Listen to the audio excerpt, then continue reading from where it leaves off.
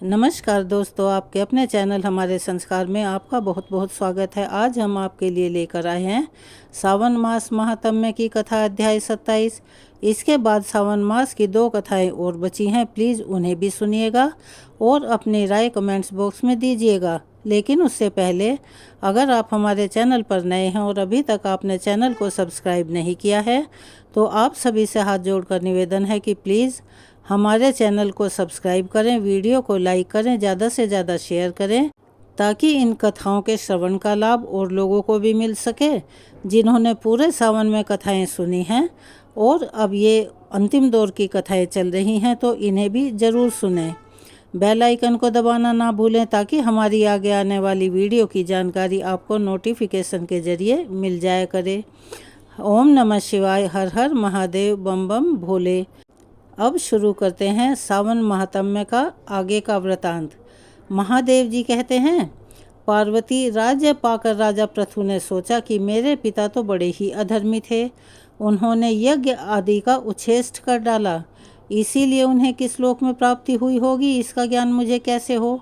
वे ब्राह्मणों के द्वारा मारे गए हैं, उनकी क्रिया किस प्रकार करनी चाहिए। इस प्रकार सोच विचार में पड़े हुए राजा पृथु के समीप देवऋषि नारद जी आए। राजा ने उन्हें आसन देकर प्रणाम किया और पूछा, भगवान, आप सब संसार के शुभ अशुभ समाचारों को जानने वाले हैं। मेरे पिता बड़े दुराचारी और देवताओं तथा ब्राह्मणों के निंदक थे। उन्हें शुभ या अशुभ किस स्थान की प्राप्ति हुई है, कृपया बताइए। तब नारद जी ने दिव्य दृष्टि से जानकर यह कहा कि राजन, जहाँ जल और वृक्षों से रहित मरु प्रदेश है वहाँ मलेच्छों के बीच में उत्पन्न होकर तुम्हारे पिता यक्ष्मा और कुष्ठ रोग से पीड़ित हैं। नारद जी की यह बात सुनकर राजा पृथु ने विचार किया कि संसार में पुत्र तो वही कहलाता है जो अपने पिता का उद्धार करे। मेरे द्वारा किस प्रकार पिताजी पाप से मुक्त हो पाएंगे। यह सोचकर उन्होंने फिर से नारद जी से पूछा, भगवान, किस कर्म से मेरे पिता को मुक्ति मिलेगी। तब नारद जी ने बताया कि राजन, प्रधान प्रधान तीर्थों की यात्रा करो, इससे तुम्हारे पिता को मोक्ष मिलेगा। नारद जी का ऐसा वचन सुनकर राजा पृथु ने राज्य का सारा भार अपने मंत्री को सौंप दिया और खुद तीर्थ दर्शन के लिए निकल गए।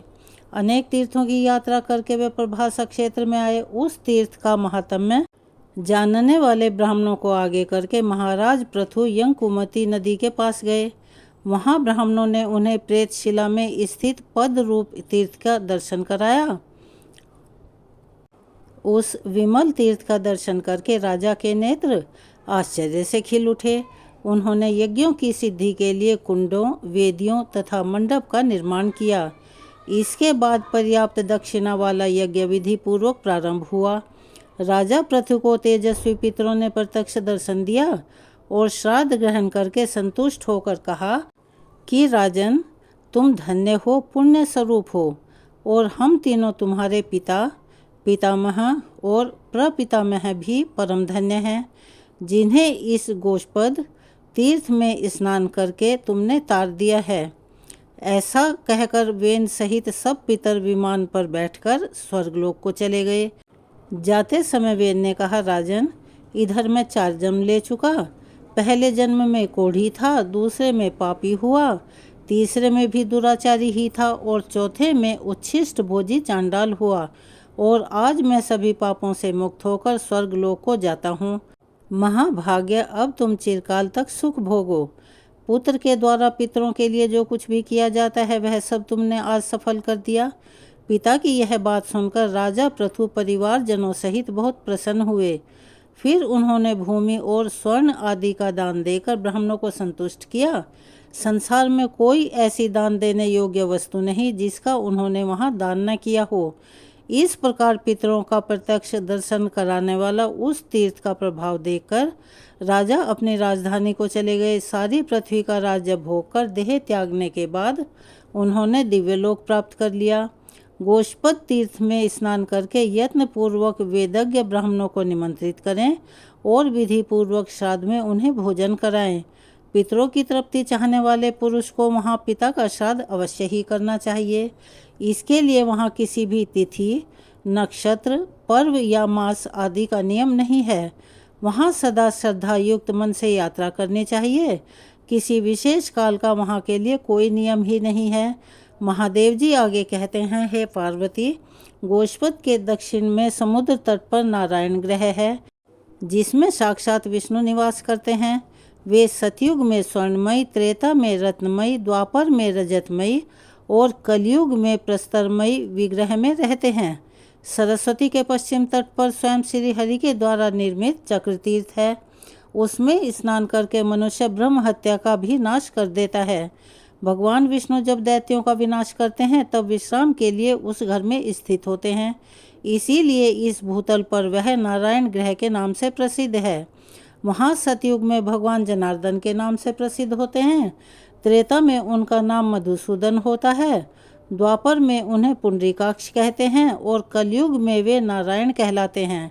इस प्रकार चारों युगों में श्री विष्णु धर्म की स्थापना करके उस स्थान पर आते हैं।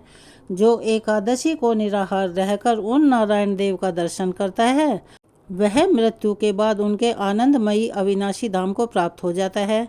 महादेव जी कहते हैं, पार्वती, देविका नदी के तट पर जालेश्वर लिंग है, जिसके दर्शन से ब्रह्महत्या तक नष्ट हो जाती है। पूर्व काल में आप स्तंभ नाम के एक श्रेष्ठ महर्षि हुए हैं। वे प्रभास क्षेत्र में जाकर देविका नदी के जल के भीतर रहने लगे और वहाँ शिव का ध्यान करते हुए लकड़ी की तरह स्थित हो गए। फिर एक दिन वहाँ मछलियों से जीविका चलाने वाले धीवर अर्थात मल्लाह आए। उन्होंने वहाँ एक महाजाल बिछाकर उसे बलपूर्वक बाहर की ओर खींचा, तो जाल के साथ साथ आप स्तंभ जीवी खींचे चले आए। तपस्या में उद्दीप्त उन महर्षि को देखकर सभी धीवर अर्थात केवट भय से व्याकुल हो गए और चरणों में मस्तक रखकर उन्हें प्रणाम करते हुए बोले, मुने, हमने अनजाने में यह पाप कर डाला है, आप कृपया करके हमें क्षमा कर दें और इस समय आपका जो भी प्रिय कार्य हो उसे करने के लिए आज्ञा दें। मुनि ने देखा ज्ञानवश वहाँ बहुत बड़ा संहार किया गया है, फिर भी वे बहुत बड़े क्षमावान थे। उन्होंने दुखी होकर कहा, अगर ज्ञानियों का भी मन केवल अपने ही लाभ में लगा हुआ है, ज्ञानी भी अगर स्वार्थ का सहारा लेकर ही ध्यान करते हैं, तब इस संसार के दुखी प्राणी भला कहाँ सुख पाएंगे। जो मनुष्य एकांत है दुख भोगना चाहता है, उसे मुमुक्षु पुरुष पापी से भी पापी कहते हैं। मैं कौन सा ऐसा उपाय करूं जिससे समस्त दुखी प्राणियों के अंतःकरण में प्रविष्ट होकर उनके सब दुखों को अकेला ही भोग सकूं। अगर मेरा कोई भी शुभ कर्म है तो वो दीन दुखी प्राणियों को प्राप्त हो जाए और उस सब ने जो भी दुष्कर्म किया है वह सब मुझे मिल जाए। संसार के अंधे, दीन, दुखी, अंगहीन, अनाथ तथा रोगी मनुष्यों को देखकर जिसके हृदय में दया नहीं आती, वह मेरे विचार से राक्षस है। जो समर्थ होकर भी प्राण संकट में पड़े हुए भय विवल प्राणियों की रक्षा नहीं करता, वह महान पाप भोगता है। इसीलिए मैं इन दीन दुखी भयभीत जंतुओं को छोड़कर एक कदम भी कहीं नहीं जाऊंगा। फिर स्वर्ग लोक की तो भला बात ही क्या है। महर्षि की यह बात सुनकर वे मल्लाह बहुत घबरा गए। उन्होंने वहाँ का सारा वृतांत राजा नाबाग से जाकर कह सुनाया। राजा नाबाग भी यह समाचार सुनकर ब्रह्मनंदन आप स्तंभ जी को देखने के लिए तुरंत ही वहाँ आ गए। उनके साथ मंत्री और पुरोहित भी थे। उन देवकल्प मुनि का भली भांति पूजन करके राजा ने कहा, भगवान बताइए मैं आपकी क्या सेवा करूं? आप स्तंभ जी ने कहा, यह दुख से जीविका चलाने वाले केवट मुझे और इन जल जंतुओं को जल से निकालने के कारण बड़े भारी परिश्रम से थक गए हैं। इनके परिश्रम का जो भी उचित मूल्य समझो राजन, वो इन्हें दे दो। नाभाग बोले, भगवान, मैं निषादों को इनके परिश्रम का मूल्य 1,00,000 स्वर्ण मुद्राएं दूंगा। तब आप स्तंभ जी कहने लगे, राजन, तुम्हें मुझे 1,00,000 के मूल्य से नहीं बांधना चाहिए। मेरे योग्य जो मूल्य हो वह दो अपने मंत्रियों के साथ पहले सलाह कर लो। तब नाभाग बोले, हे ब्राह्मण, इन निषादों को 1 करोड़ मूल्य दे दिया जाए। अगर यह भी उचित मूल्य ना हो तो और भी दिया जा सकता है।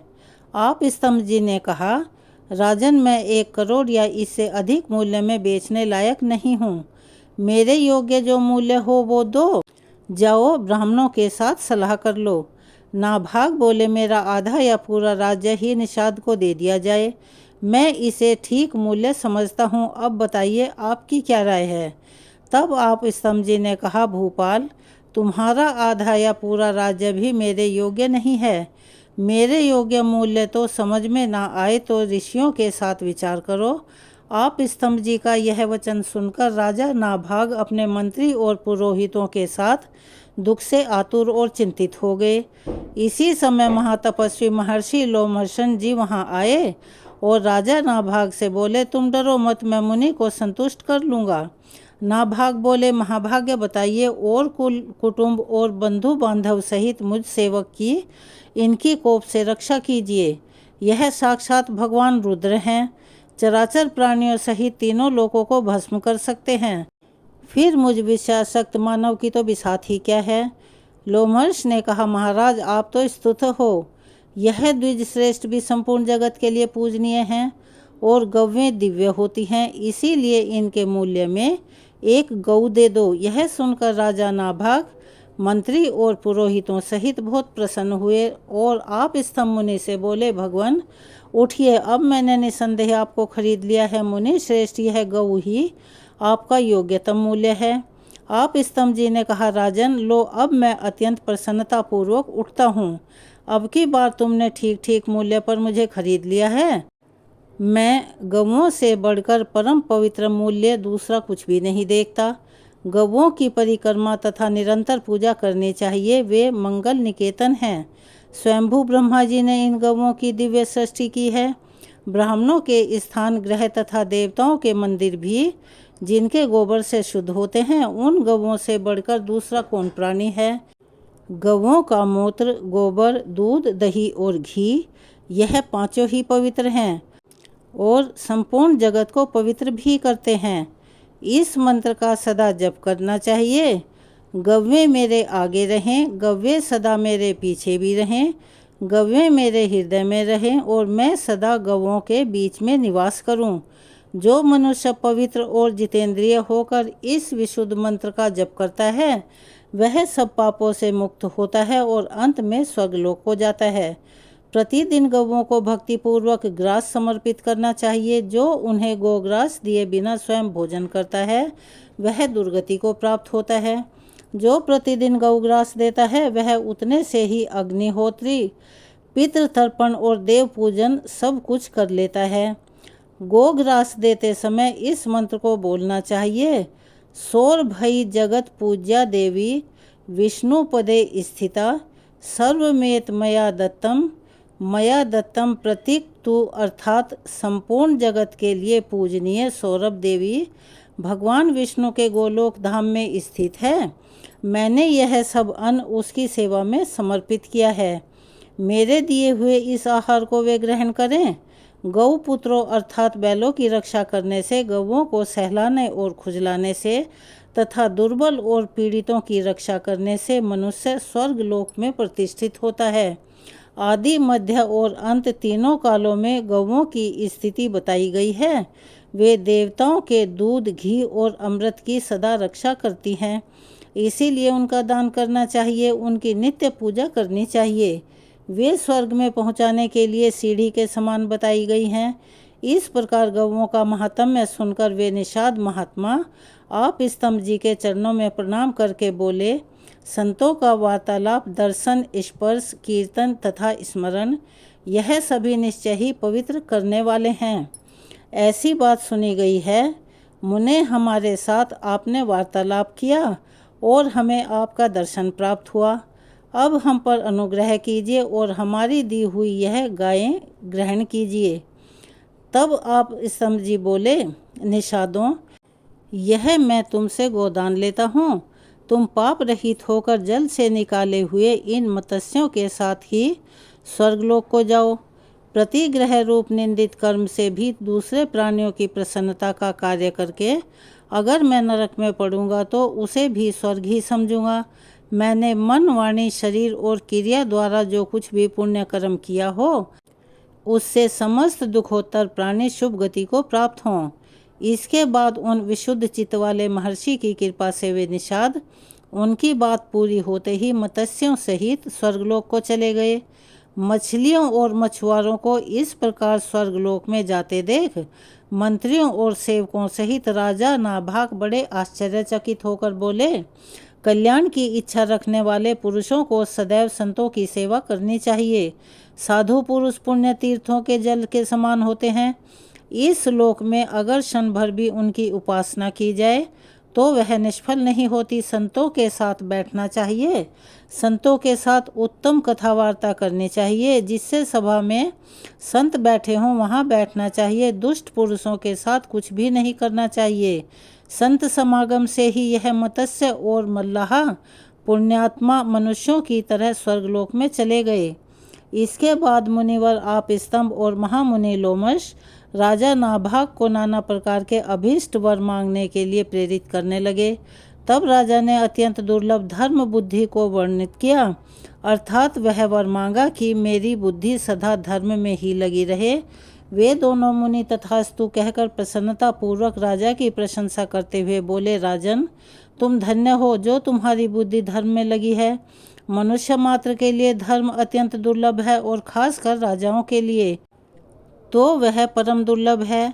अगर राजा मदोन्मत्त होकर स्वधर्म का परित्याग न करें तो संसार में उससे श्रेष्ठ कौन पुरुष होगा। राजाओं को सदा जन्म लेना पड़ता है, यह ध्रुव है। उन्हें सदा मोह होता है, यह भी सत्य है। और मोह से नरक की प्राप्ति भी ध्रुव है। इसीलिए बुद्धिमान पुरुष राज्य की निंदा करते हैं और विषय लोलुप मनुष्य राज्य को अधिक महत्व देते हैं, लेकिन मनुष्य पुरुष उसी को नरक के समान देखते हैं। इसीलिए हे महाराज, अगर आप अपने लिए सनातन गति चाहते हैं तो कभी भी मद अर्थात गर्व मत करना, क्योंकि वह लोक परलोक दोनों का ही नाश करने वाला है। ऐसा कहकर वे दोनों महात्मा अपने अपने आश्रम को चले गए। राजा नाभाग ने भी वर पाकर प्रसन्नता पूर्वक नगर में प्रवेश किया। महादेव जी कहते हैं, पार्वती इस प्रकार देविका नदी का प्रभाव बताया गया। मुनीश्वर, आप स्तंभ ने वहाँ शिवलिंग की स्थापना की। वे निषादों के जाल में पड़े थे, इसीलिए उनके द्वारा स्थापित शिवलिंग का नाम जलेश्वर पड़ गया। चैत्र शुक्ल त्रयोदशी को जो वहाँ पितरों के लिए पिंडदान करता है उसके उस श्राद्ध का कभी अंत नहीं होता। महात्म्य की कथा को आज हम यहीं विराम देते हैं। इसके आगे का वृतांत आप अगली वीडियो में सुनिएगा, लेकिन आपसे अनुरोध है कि उसे भी सुनिएगा ज़रूर। अब हम आपको एक कहानी सुनाते हैं। किसी समय की बात है, एक ग्वाला अपनी पत्नी और अपने बच्चों के साथ एक गांव में रहता था। उसके परिवार में एक बेटा एक बेटी। उस ग्वाले के पास कुछ गाय और बछड़े थे। वह गायों को चराने के लिए जाता, फिर उनका दूध दही घी बेचकर अपने परिवार का पालन पोषण करता था। जितनी भी उससे कमाई होती थी उसकी पत्नी उतने में ही संतुष्ट रहती थी। कभी अपने पति से किसी भी तरह की शिकायत नहीं करती थी। वह खुशी खुशी अपने बच्चों को पाल रही थी। एक दिन की बात है, उस ग्वाले की पत्नी बहुत ही बीमार पड़ गई और अचानक से उसकी मृत्यु हो गई। अब तो ग्वाले के ऊपर ही अपने दोनों बच्चों की सारी जिम्मेदारी भी आ गई और उसके काम की जिम्मेदारी भी उस पर ही थी। अगर पिता मर जाए तो माँ अपने बच्चों को फिर भी किसी तरीके से सही सही पाल लेती है, लेकिन एक पिता के लिए अपने बच्चों को अकेले पालना बहुत ही कठिन काम होता है। अब उस ग्वाले के सामने अपना घर चलाने और बच्चों का लालन पालन करने की बहुत बड़ी जिम्मेदारी सर पर आ पड़ी। वह गाय चराने जाता तो अपने बच्चों के लिए भोजन तैयार नहीं कर पाता था। बच्चे भी बहुत छोटे थे जो उसके किसी काम में उसका हाथ नहीं बटा सकते थे। धीरे धीरे बहुत सारा समय ऐसे ही निकल गया। कुछ समय बीतने के बाद उस ग्वाले ने अपने बच्चों के पालन पोषण के लिए दूसरा विवाह कर लिया। अब ग्वाले की दूसरी पत्नी घर पर आई, लेकिन वह ग्वाले के बच्चों को बिल्कुल भी प्यार नहीं करती थी, ना ही उन्हें पसंद करती थी। उधर ग्वाला अपनी दूसरी पत्नी के साथ खुश रहने लगा। वह धीरे धीरे अपनी पहली पत्नी को भूल गया, अपनी दूसरी पत्नी की ही सारी बात मानता था। धीरे धीरे समय जैसे जैसे बीतता गया, बच्चे और बड़े हुए। उधर दूसरी माँ ग्वाले के बेटे को बिल्कुल पसंद नहीं करती थी। एक बार वह अपने पति से कहने लगी कि आप क्यों गाय बछड़े चराने जाते हो? अब तो आपका यह लड़का बड़ा हो गया है, आप इससे गाय बछड़े चराने के लिए बोलो, यह लड़का जाया करेगा। अब तो बेचारा वह लड़का रोज सुबह जंगल में गाय बछड़े लेकर जाता, उन्हें चराकर शाम को वापस आता। इधर ग्वाले की लड़की भी बड़ी हो गई थी। अब उसकी सौतेली माँ उससे घर का सारा काम करवाने लगी। वह लड़की घर का सारा खाना बनाती, अपने भाई को अपने हाथों से खाना खिलाती। वह लड़की भगवान शिव की बहुत बड़ी भक्त थी। नियम से वह भगवान शिव की रोज़ पूजा करती थी और व्रत भी रखा करती थी। दोनों भाई बहन एक दूसरे से बहुत प्रेम करते थे। दोनों दिन भर की बातें एक दूसरे से साझा किया करते। वे दोनों आपस में अक्सर बातें करते कि पता नहीं हमारे पिताजी को क्या हो गया है। अब तो वह हम पर बिल्कुल भी ध्यान नहीं देते और ना ही हमसे प्यार करते हैं। जब से हमारी माँ की मृत्यु हुई है, हमारे कितने दुख भरे दिन आ गए। तब बहन ने कहा, अपने भाई को समझाया कि भाई तुम चिंता मत करो, तुम्हारी बड़ी बहन है ना तुम्हारे साथ। ऐसा कहकर वह अपने भाई को तसल्ली दिया करती। फिर भाई कहता, दीदी आज मुझे माँ की बहुत याद आ रही है। अगर आज हमारी माँ हमारे साथ होती तो हमें इतने प्यार से खाना खिलाती। फिर दोनों भाई बहन अक्सर इसी तरह की बातें करके अपनी माँ को याद करके रोने लगते थे। ऐसे ही दिन बीत रहे थे। एक दिन लड़का गाय चराने जंगल में गया। जंगल में लड़के को एक शेर मिल गया। लड़के ने सोचा, कहीं यह शेर मुझे खा ना जाए। अगर इस शेर ने मुझे खा लिया तो फिर मेरी बहन अकेली रह जाएगी, उसका क्या होगा। यह सोचकर वह दौड़कर एक पेड़ पर चढ़ गया। फिर पेड़ पर चढ़े चढ़े ही उसने शेर से कहा, शेर भाई मुझे क्यों खाना चाहते हो। शेर ने कहा, भाई मैं बहुत भूखा हूँ, अगर तुम चाहते हो कि मैं तुम्हें ना खाऊं तो तुम मुझे एक गाय या बछड़ा दे दो, जिसे खाकर मैं अपनी भूख मिटा सकूं। लड़का बोला, मैं अपनी बहन का इकलौता सहारा हूँ, मेरी बहन तो रो रो कर मर जाएगी। अगर तुमने मुझे खा लिया तो मेरे पिता और सौतेली माँ घर पर हैं, जो हम दोनों पर बहुत अत्याचार करते हैं। मैं अपनी बहन की आखिरी उम्मीद हूँ और मैं उसकी उम्मीद बिल्कुल नहीं टूटने दे सकता। अगर फिर भी तुम्हें मुझे खाना है या गाय और बछड़े को खाना है तो मैं वह भी नहीं दे सकता, क्योंकि मुझे गाय और बछड़े भी उतने ही प्यारे हैं जितनी मुझे मेरी बहन है। अगर फिर भी तुम गाय बछड़ों को या मुझे खाना चाहते हो तो पहले मैं अपने माता पिता से पूछ लूँ। शेर बोला, ठीक है, कल तुम अपने माता पिता से पूछ कर आना। वह लड़का अपनी गाय और बछड़ों को लेकर अपने घर आ गया। घर जाकर अपने पिता से कहा, पिताजी आज मुझे जंगल में एक शेर मिला था। उसकी बात अभी पूरी भी नहीं हुई थी कि उसके पिता ने उसे बीच में ही डांट दिया और फिर वह रोने लगा। रोते रोते ही वह अपनी बात पूरी करते हुए कहने लगा, पिताजी मैं आपसे कुछ पूछना चाहता हूँ और कहना चाहता हूँ, आप मेरी बात सुन तो लीजिए। फिर जैसे तैसे लड़के ने अपने पिता को सारी बात बताई कि जंगल में कल उसे एक शेर मिला था। आज जंगल में जाने पर या तो वह मुझे खाएगा या फिर गाय और बछड़े को। यह सब बातें उसकी सौतेली माँ भी सुन रही थी। तो उसने कहा कि गाय और बछड़ा कम नहीं होने चाहिए, पता है वह कितने कीमती हैं। अरे उन्हीं के दूध से तो हमारा घर चलता है और तुम्हारे बिना तो हमारा कुछ नहीं बिगड़ेगा। इसीलिए अच्छा है कि शेर तुम्हें ही खा जाए। लड़के ने सुना तो बहुत दुखी हुआ और बेचारा दुखी मन से अपनी बहन के पास गया। उसकी बहन ने उसे खाना खिलाया हर दिन की तरह और फिर उससे पूछा कि भाई तुम आज इतने उदास क्यों लग रहे हो। तब लड़के ने सारी बात अपनी बहन को बता दी। उसकी बहन उसे समझाते हुए कहने लगी कि भाई तुम ही तो मेरी ज़िंदगी का आधार हो, तुम्हारे बिना तो मैं जीने के बारे में सोच भी नहीं सकती। अगर तुम्हें कुछ हो गया तो मैं भी जीवित नहीं रहूँगी। इसीलिए जब तुम कल जंगल में जाओ और शेर आए तो उसे एक बछड़ा खाने को दे देना। अगर गाय जिंदा रहेगी तो बछड़ा तो और आ जाएगा। और उसके पिता ने कहा था कि अगर शेर तुम्हें खा जाएगा तो पुत्र तो और भी हो जाएगा। यह सारी बातें बहन ने सुन ली थी तो उसने अपने भाई को समझाते हुए कहा। भाई को बहन की बातें समझ में आ गई। उसने कहा, ठीक है बहन, जैसा तुम कहोगी मैं वैसा ही करूँगा।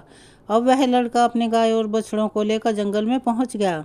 जंगल में वहीं शेर उसका इंतजार करता मिला। शेर ने उसे देखा तो तुरंत कहने लगा, कहो तुम अपने माता पिता से आज्ञा लेकर आए हो या मैं तुम्हें खाऊं। तब लड़के ने सारी बातें शेर को बता दी और कहा, मेरी बहन ने कहा है कि तुम एक बछड़े को खा लो। फिर शेर बछड़े को लेकर अपने गुफा की तरफ चला गया और वह लड़का खुशी खुशी अपनी गाय चराने लगा और शाम को अपने घर आ गया। उसके माता पिता गाय और बछड़े की गिनती करने लगे तो देखा एक बछड़ा कम था। वह समझ गए कि यह लड़का आज शेर को बछड़ा देकर आया है। यह जानते ही वे दोनों बहुत गुस्सा हो गए और मारे गुस्से के वे दोनों उस लड़के को मारने लगे। उसके पिता ने उसे डंडे से इतना मारा कि वह बेहोश होकर गिर पड़ा। उसकी बहन यह सब देख रही थी। उसे बहुत गुस्सा भी आ रहा था, लेकिन वह कर भी क्या सकती थी। जब उसके माता पिता वहाँ से चले गए तब बहन अपने भाई को उठाकर कमरे में ले गई और उस पर पानी के छींटे मारने लगी। जब भाई को होश आया तो उसे पानी पिलाया और फिर खाना खिलाया। दोनों भाई बहन एक दूसरे के गले लगकर देर तक रोते रहे। फिर बहन ने कहा, भाई अब तुम्हारा यहाँ रहना खतरे से खाली नहीं है। मेरे पास माँ की यह निशानी है, यह एक अंगूठी है। तुम यह अंगूठी पहन लो और यह घर छोड़कर कहीं चले जाओ, क्योंकि अगर तुम जिंदा रहोगे तो मुझे यह उम्मीद रहेगी कि हम कभी ना कभी ज़रूर मिलेंगे। भाई की समझ में बहन की सारी बातें आ रही थी। उसने कहा, बहन तुम ठीक कह रही हो, लेकिन मैं भला तुम्हें यहाँ अकेला छोड़कर कैसे चला जाऊँ? माँ तुम पर भी तो अत्याचार करती है, तुमसे भी तो घर के सारे काम करवाती है और फिर मारती पीटती भी है। बहन ने कहा, भाई अगर तुम ठीक रहोगे तो मैं यह सब बर्दाश्त कर लूँगी, लेकिन अभी तुम बस यहाँ से चले जाओ। भाई ने अपनी बहन की बात मानी। उसने एक धागा उठाया और अपनी बहन की कलाई में बांध दिया। भाई अपनी बहन से बोला कि बहन यह मेरी निशानी है, जब भी हम मिलेंगे तो यह देखकर एक दूसरे को पहचान लेंगे, बस तुम यह धागा टूटने मत देना। बहन ने कहा, ठीक है भाई। जब वे दोनों भाई बहन बातें कर रहे थे तो उनकी सौतेली माँ ने उनकी सारी बातें सुन ली। वह मन ही मन सोचने लगी, अच्छा यह बात है, अब मैं इन दोनों को सबक सिखाती हूँ। जब भाई बहन दोनों सो गए तो सौतेली माँ ने अपने पति से कहा कि मुझे तो आज इस लड़के का मांस खाना है। ग्वाले ने कहा, ठीक है, अगर तुम्हारी ज़्यादा इच्छा हो रही है तो मैं अभी इसका मांस लेकर आता हूँ। वह ग्वाला इतना निर्दयी, इतना कठोर बन गया कि उसने अपने सोते हुए बेटे को उठाया और उसे बाहर ले गया। उसके बाद कुल्हाड़ी से उसके छोटे छोटे टुकड़े कर दिए। फिर वह टुकड़े लेकर अपनी पत्नी के पास आया और उससे बोला कि यह ले, खा ले। उसकी पत्नी ने उन टुकड़ों की सब्जी बनाई और चावल बनाए। फिर उसने एक थाली अपने लिए, एक अपने पति के लिए लगाई। तभी उसके मन में विचार आया कि भाई बहन का बहुत गहरा प्यार था, तो बहन को भी उसके भाई का मांस जरूर खिलाना चाहिए। सौतेली माँ ने बहन को बुलाया और एक थाली उसके लिए भी लगा दी और कहा, लो बेटी खाओ। तब बहन सोचने लगी कि इतने प्यार से तो माँ ने कभी भी खाना नहीं दिया, आज ज़रूर कोई विशेष बात है। जब वह खाना खाने लगी तो बहन ने देखा कि उसकी थाली में वही उंगली आ गई है जिसमें वह अंगूठी थी। बहन तुरंत समझ गई, क्योंकि वह सुबह से अपने भाई को खोज रही थी, लेकिन आज उसे वह कहीं दिखाई नहीं दिया। अब उसका वह शक यकीन में बदल चुका था। भाई को याद करके वह रोती जा रही थी। तभी उसे बड़े बुजुर्गों की बात याद आई कि किसी इंसान की मुक्ति जब तक नहीं होती, जब तक कि उसकी अस्थियां नदी में विसर्जित नहीं कर दी जाती। उसने सोचा, मेरे भाई की तो कभी मुक्ति होगी ही नहीं, यह लोग उसे मारकर खा गए। तभी उसने वह उंगली उठाई और चलते चलते वह नदी के किनारे पहुंच गई। वह उंगली को अपने हाथों में लेकर जोर जोर से रोने लगी और भोलेनाथ को याद करने लगी, क्योंकि वह लड़की बहुत पूजा करती थी, भगवान शिव में बहुत अटूट विश्वास रखती थी। वह सोमवार का व्रत भी किया करती थी और हमेशा भोलेनाथ से यही प्रार्थना करती कि हे प्रभु, हे भोलेनाथ, मेरे भाई की हमेशा रक्षा करना। उस दिन भी सोमवार था और वह रोते रोते कह रही थी कि भोलेनाथ, अब मेरा इस दुनिया में कोई नहीं है। एक भाई था, तुमने उसे भी छीन लिया, मेरी माँ को तो तुमने पहले ही छीन लिया था। अब मैं किसके सहारे यहाँ जीवित रहूँगी, किसके लिए जीवित रहूँगी?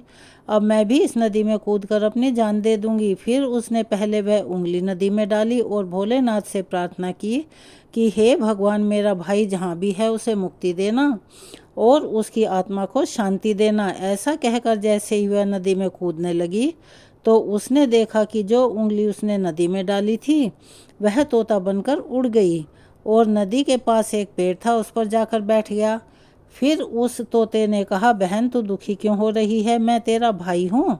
बहन तुमने यह अच्छा किया जो तुमने यह उंगली नदी में डाल दी, इससे मेरी मुक्ति हो गई और मुझे तोते का जन्म मिल गया। अब तुम चिंता मत करो, मैं तोता बनकर भी तुम्हारी हर तरह से मदद करूँगा, तुम्हारी हमेशा सहायता करूँगा, रक्षा करूँगा। हम दोनों आपस में बहुत सारी बातें भी किया करेंगे।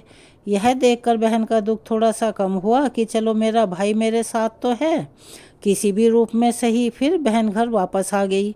हर दिन की तरह सौतेली माँ ने उसे घर का सारा काम करवाया और मन ही मन सोचने लगी कि चलो अब इसका कोई भाई नहीं है, इसके भाई से तो पीछा छूटा। लेकिन वह लड़की जल्दी से अपना काम पूरा करती और बगीचे में आ जाती जहाँ उसका भाई तोता बनकर उसका इंतजार किया करता था। दोनों भाई बहन खूब बातें करते और तोता अपनी बहन को अच्छे अच्छे फल खिलाता। सावन का महीना चल रहा था। वह लड़की सावन के महीने में बहुत पूजा पाठ किया करती थी। सावन का सोमवार का व्रत भी रखती थी और फिर जब पूजा करने के बहाने वह मंदिर से तो पूजा करके जल्दी आ जाती, लेकिन आकर सीधे बगीचे में चली जाती थी। भाई अपनी बहन से कहता, बहन तुम चिंता मत करना, अगर तुम्हें माँ पिताजी यहाँ ना आने दें तो मैं घर के बाहर ही किसी डाल पर बैठा हुआ तुम्हें दिखाई दे जाऊंगा। बहन बहुत खुश हुई, वह मन से बहुत खुश रहने लगी। रक्षाबंधन का त्यौहार आने वाला था तो भाई ने सोचा कि मुझे अपनी बहन के लिए कुछ करना चाहिए। वह वहाँ निर्दयी लोगों के साथ रहती है, जो उन्होंने मेरे साथ किया, कहीं किसी दिन वह मेरी बहन के साथ भी ना कर दें। भाई ने मन में सोचा कि मुझे उनसे अब बदला लेना होगा। फिर उसने भगवान से प्रार्थना की कि हे प्रभु, मेरी बहन की रक्षा करना। तभी वह तोता एक लोहार के पास पहुंच गया। लोहार से तोते ने कहा, पिता ने मारा, माँ ने मरवाया, बहन सरासर रोई थी, मैं हरियल तोता बन उड़ आया। फिर वह लोहार कहने लगा, अरे तुम यह क्या कह रहे हो, मेरे तो कुछ भी समझ में नहीं आया। तोते ने फिर से वही दोहराया। तोते को बोलता हुआ देखकर लोहार को उसकी बातें सुनने का मन हुआ। तब वह कहने लगा कि तोते, तुम मुझे खुलकर तो बताओ, तुम क्या कहना चाहते हो। तब तोते ने सारी बात सच सच लोहार को बता दी। लोहार तोते की बात सुनकर बहुत दुखी हुआ और कहने लगा, तुम्हारी कहानी तो बहुत दुख भरी है, मुझे तो तुम्हारे बारे में जानकर ही रोना आ रहा है। अब तुम बताओ कि तुम मुझसे क्या चाहते हो। अगर तुम चाहो तो मैं तुम्हारे लिए अपनी जान भी दे सकता हूँ। तोते ने कहा, नहीं भाई रुको, मुझे कुछ नहीं चाहिए, बस तुम मेरे लिए एक ऐसी कटार बना दो जो तलवार से भी तेज हो। लोहार ने कहा, ठीक है भाई। फिर उस लोहार ने तोते के लिए कटार बनाई। जब तीखी कटार बन गई तो तोते ने कहा, इस कटार को मेरे पंखों में छुपा दो। लोहार ने वह कटार तोते के पंखों में छुपा दी। अब वह तोता किसी तरह वापस पेड़ पर आ गया, लेकिन उसने आज अपनी बहन को इसके बारे में कुछ नहीं बताया। उसकी बहन उससे मिली, बातें की और साथ में भोजन किया। फिर वह घर वापस चली गई। अगले दिन तोता एक सुनार के पास गया और तोते ने सुनार से भी वही बातें कही कि बाप ने मारा, माँ ने मरवाया, बहन सरासर रोई थी, मैं हरियल तोता बन उड़ आया। सुनार को तो तोते की बात समझ में नहीं आई, तो तोते से उसने कहा कि भाई मुझे पूरी बात बताओ, सच क्या है। तब तोते ने लोहार की तरह सुनार को भी अपनी सारी बात बता दी। तोते की बात सुनकर वह सुनार मारे दुखे रोने लगा। फिर सुनार को उससे सहानुभूति हुई और कहने लगा कि बताओ मैं तुम्हारी क्या मदद कर सकता हूँ। तोते ने कहा, भाई रक्षाबंधन आने वाला है, मैं अपनी बहन को सोने के कुछ गहने देना चाहता हूँ, तो तुम एक काम करो, मेरी बहन के लिए गहने बना दो। तोते की बात सुनकर सुनार ने कहा, बस इतनी सी बात, बताओ क्या क्या बनाना है। तब सुनार ने उसकी बहन के लिए कुछ गहने बना दिए। फिर क्या था, तोते ने उसे बहुत धन्यवाद दिया और कहा, भाई तुम यह गहने मेरी गर्दन में डाल दो। फिर तो सुनार ने वह सारे गहने उसकी गर्दन में डाल दिए। तोता उड़कर फिर उसी पेड़ पर आ गया जिस पर वह रहता था और उस पेड़ की कोटर में उसने वह गहने रख दिए। धीरे धीरे समय बीतता रहा। फिर रक्षाबंधन का दिन आया। उसकी बहन उसे राखी बांधने आई। दोनों भाई बहन बहुत खुश हुए और तोते ने सारे गहने अपनी बहन को दे दिए। गहने पहनकर उसकी बहन बहुत खुश हुई। उसने पूछा, भाई एक बात तो बताओ, तुम्हारे पास ये गहने कहाँ से आए। तोते ने कहा, मेरा एक दोस्त सुनार है, उसी ने मुझे ये गहने बनाकर दिए हैं। बहन बहुत खुश हुई और खुशी खुशी घर चली गई। जब सौतेली माँ ने उसे गहने पहने हुए देखा तो वह जल भून गई और उसे पीटते हुए कहने लगी, बता यह गहने तू कहाँ से चोरी करके लाई है। तब उसने कहा, माँ मैंने चुराए नहीं हैं, यह तो मेरे भाई ने मुझे दिए हैं जो एक तोता है। लड़की ने अपनी सौतेली माँ को पूरी बात नहीं बताई कि उसका भाई ही तोता बन गया है। उसने कहा, माँ एक तोता है, वह मुझसे बात करता है और मैंने उसे अपना भाई बना लिया है, उसी ने मुझे गहने दिए हैं। सौतेली माँ सोचने लगी, ऐसा कौन सा तोता है जो इसका भाई बन गया है। जैसे तैसे तो एक भाई से पीछा छुड़वाया था और अब यह दूसरा भाई कहाँ से आ गया। फिर दूसरे दिन उसकी माँ उस तोते को ढूंढने जंगल में गई। तभी उसे तोता दिखाई पड़ा। वह तोते की गर्दन पकड़ने की कोशिश करने लगी, लेकिन तोता उसके हाथ ही नहीं आया। सौतेली माँ थक हार कर वहीं एक पेड़ के नीचे बैठ गई। कुछ देर के बाद फिर उसने तोते को पकड़ने की कोशिश की, लेकिन तोता अब की बार भी उसकी पकड़ में नहीं आया। वो सोचने लगी कि कैसे भी करके मैं इस तोते को पकड़ लूं और इसे मार दूं, क्योंकि उसे भाई बनने का बहुत ज़्यादा शौक है। अब तो वह सुबह से शाम तक तोते के पीछे पीछे भागती रही, उसे पकड़ने की कोशिश करती रही, लेकिन तोता उसके हाथ ही नहीं आ रहा था। वह फिर से थक हार कर घर वापस आई तो उसका सारा गुस्सा उसने उस लड़की पर निकाल दिया। उसके सारे गहने भी छीन लिए। अगले दिन लड़की तोते से मिलने गई। तोता कहने लगा, बहन जो गहने मैंने तुम्हें दिए थे वह कहाँ हैं? तब बहन ने कहा, भैया वो तो गहने माँ ने छीन लिए।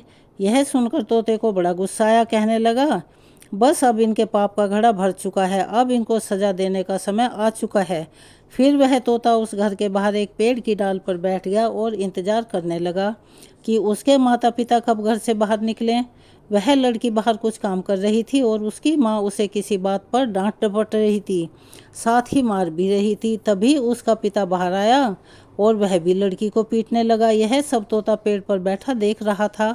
जब उससे यह सब नहीं देखा गया तो वह अपनी सौतेली माँ और बाप पर झपट पड़ा। उसके पंखों में जो कटार थी उसने उन दोनों की आंखों में घुसा दी। अब वह दोनों अंधे हो गए और तड़पने लगे। फिर उसने अपनी चोंच से कटार उठाई, उन दोनों के पेट पर मारी। फिर वे दोनों जमीन पर गिर पड़े। तोते ने कहा, तुम दोनों ने बहुत पाप किए हैं, मैं तुम दोनों को अब नहीं छोड़ सकता। तब वह दोनों कहने लगे कि तुम्हारा हमसे क्या बैर है, तुम हमें क्यों मार रहे हो? तोते ने कहा, तुमने तो मुझे मारकर खा लिया और पूछ रहे हो कि क्या बैर है। फिर वह दोनों तड़प तड़प कर मर गए। अब तोता अपनी बहन से कहने लगा, चलो बहन, अब हम यहाँ पर नहीं रहेंगे। अगर हम यहाँ रहेंगे तो हमें अपने दुख याद आते रहेंगे और हम अपने बीते दिनों को कभी नहीं भूल पाएंगे। उसने अपनी बहन से कहा तो उसकी बहन भी कहने लगी, भैया चलो यहाँ से चलते हैं, अब हम यहाँ पर नहीं रहेंगे, अब हम किसी ऐसी जगह रहेंगे जहाँ कोई हम दोनों को अलग ना कर सके। फिर तोता और वह लड़की वहाँ से चले गए। चलते चलते एक मंदिर में पहुँच गए। वह मंदिर भगवान शिव का था। तोता कहने लगा, बहन इससे अच्छी जगह तो हमें और कोई मिल ही नहीं सकती। अब वह दोनों भाई बहन उसी मंदिर में रहने लगे। बहन तो पहले से ही भोलेनाथ की भक्त थी, पूजा करती थी, व्रत रखती थी। अब तोता भी पूजा पाठ करने लगा। वहीं पास में एक सरोवर था, उससे वह अपने पंख गीले करके लाता और शिवलिंग पर जल चढ़ाता। वह बहन भी भगवान शिव और माता पार्वती की पूजा करती थी। ऐसे ही दिन बीत रहे थे। उसकी सच्ची भक्ति को देखकर एक दिन माता पार्वती ने भगवान शिव से कहा, प्रभु देखिए कितनी दुखिया बहन भाई हैं, इनको तो देखकर ही मुझे रोना आ रहा है। यह कितने मन से आपकी सेवा करते हैं प्रभु, अब तो आपको इनका दुख दूर कर ही देना चाहिए। देवी पार्वती की बात सुनकर भगवान कहने लगे, हे देवी, यह तो भवसागर है, हम किस किस के दुख दूर करेंगे। लेकिन पार्वती माँ हट करने लगी और कहने लगी, नहीं भोलेनाथ, आपको इन दोनों बालकों का तो दुख दूर करना ही पड़ेगा। तब भगवान शिवदेव पार्वती के आगे विवश हो गए और उनकी बात मानकर जब दोनों भाई बहन भगवान शिव की पूजा कर रहे थे, उसी समय शिवलिंग से भगवान शिव और माता पार्वती साक्षात प्रकट हुए और उनसे मनचाहा वरदान मांगने को कहने लगे। तब बहन ने कहा, हे प्रभु, मुझे कुछ नहीं चाहिए, मैं तो बस इतना ही चाहती हूँ कि मेरा भाई पहले वाले रूप में आ जाए और फिर हम भाई बहन को कोई अलग ना कर सके। उन दोनों बहन भाई की यह बात सुनकर भोलेनाथ माता पार्वती बहुत खुश हुए और उन्हें वरदान दिया उसका भाई पहले के जैसा हो जाए। फिर भगवान शिव और देवी पार्वती की कृपा से वह लड़का तोते से वापस पहले जैसा हो गया। अब तो भाई बहन बहुत खुश हो गए। दोनों खुश होकर भोलेनाथ और माँ पार्वती की पूजा करने लगे। बड़े प्यार से मंदिर में ही रहते थे और राहगीरों की सेवा करते थे। जो भी दान चढ़ावा मिलता था उसी से उनकी गुजर बसर होने लगी। तो यह थी आज की कहानी। आपको कैसी लगी कमेंट्स बॉक्स में अपनी राय अवश्य लिखें। अगर आप हमारे चैनल पर नए हैं और अभी तक आपने चैनल को सब्सक्राइब नहीं किया है तो प्लीज़ हमारे चैनल को सब्सक्राइब करें, वीडियो को लाइक करें, ज़्यादा से ज़्यादा शेयर करें ताकि इस कथा का सुनने का लाभ दूसरे लोगों को भी मिल सके। बेल आइकन को दबाना ना भूलें ताकि हमारी आगे आने वाली हर वीडियो की जानकारी आपको नोटिफिकेशन के ज़रिए मिल जाया करे। अपना सहयोग और प्यार हमें ऐसे ही प्रदान करते रहें। कमेंट्स बॉक्स में ओम नमः शिवाय, हर हर महादेव लिखना ना भूलें। धन्यवाद।